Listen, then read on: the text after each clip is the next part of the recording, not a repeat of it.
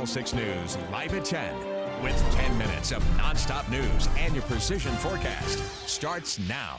Fallout continues from yesterday's massive synthetic marijuana bust. In tonight's big story, live at 10, we're looking at what comes after the bust when the investigation goes to the lab. After more than a dozen spice-related busts in the Treasure Valley Thursday, we're digging to find out how scientists test for illegal substances. Reporter Fink is live in studio with more on tonight's big story. Gemma, it takes weeks to process all that evidence gained and then turn the substances in question over to the lab. Tonight, we're taking this story to the experts, asking, how can you tell legal from illegal? The sales of synthetic marijuana are booming in southwest Idaho. On Thursday alone, 14 people were arrested in connection with spice sales. The label on the packaging may say legal in all 50 states, but experts say many buyers are in fact aware they are getting illegal substances. They're being sold as the potpourri, not for human consumption, but they do know that they are buying something that in a broad sense was made illegal in Idaho.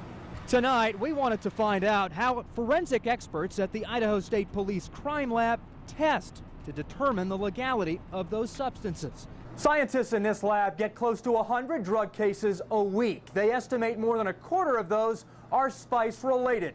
They will take a vial with this questioned substance, run an analysis similar to one looking for meth and cocaine, and then it will take a week to process the results. And that's a generous timetable. This machine can only test 11 samples a day. Owsley says it's having trouble keeping up with demand.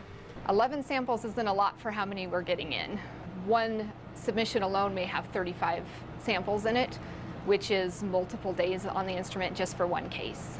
It sometimes takes weeks for the substances from that one case to arrive at the lab. And those substances may contain multiple compounds that may be illegal, making the testing process all the more challenging. After a dozen years in this lab with these vials, Karina Owsley says regardless of whether this stuff may be legal, she has a clear message for spice users.